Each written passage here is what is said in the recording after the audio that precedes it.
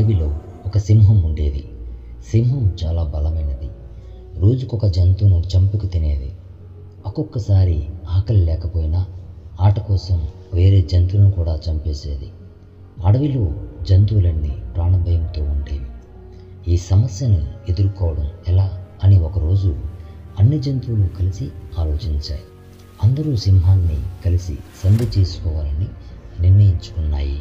అనుకున్న ప్రకారం నక్క చేత సింహానికి కబురు పెట్టాయి. ఒక పెద్ద చెట్టు కింద జంతువులన్నీ సింహాన్ని కలవడానికి వచ్చాయి. సింహం కూడా కొద్దిసేపటికి వచ్చింది. ఒక నక్క సింహంతో ఇలా ఉంది, మీరు మమ్మల్ని కలవడానికి వచ్చినందుకు చాలా ధన్యవాదాలు. అప్పుడు సింహం చాలా దర్జాగా తల ఊపింది.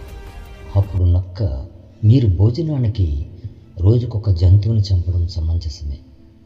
మీకు కూడా ఆహారం కావాలి, కానీ అవసరానికి మించి మీరు జంతువులను చంపడం న్యాయం కాదు.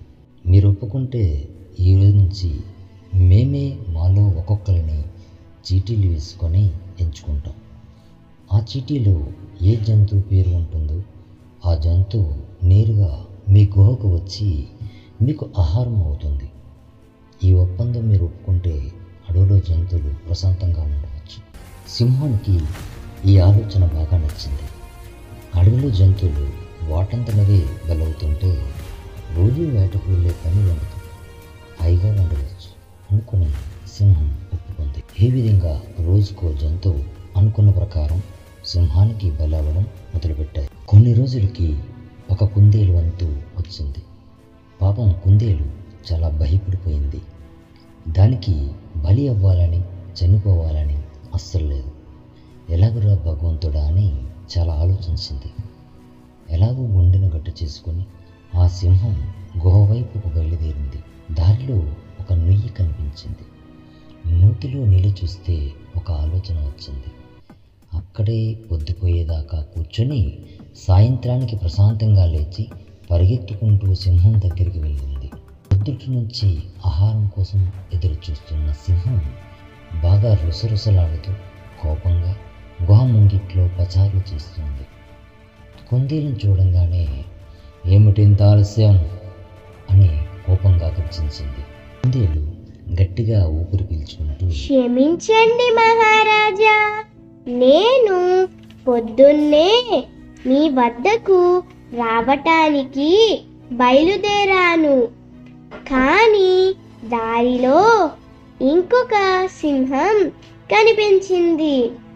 అది నన్ను తినబోతుంటే ఈరోజు నేను మీకు ఆహారాన్ని అన్న విషయం చెప్పాను. ఆ సింహం అసలు మాట వినలేదు. ఈ అడవికి నేనే రాజుని అని నాతో చెప్పి నా పైకి దూకి నన్ను పట్టుకుందామని ప్రయత్నించింది.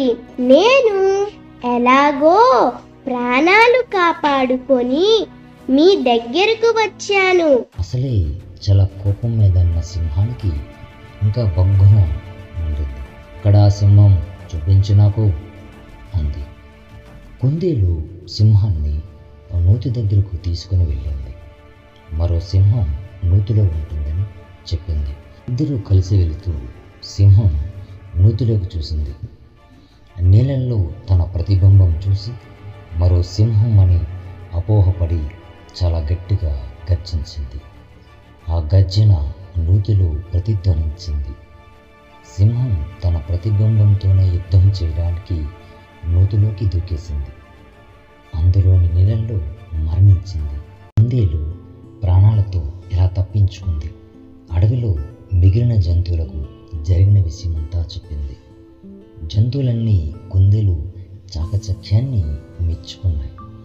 ఆ రోజు నుంచి ప్రశాంతంగా అడవిలోని జంతువులన్నీ కూడా నివసించాయి. ఈ కథలోని నీతి బలం కన్నా బుద్ధి గొప్పదని నిరూపించడానికి ఈ కథ మరో నిదర్శనం.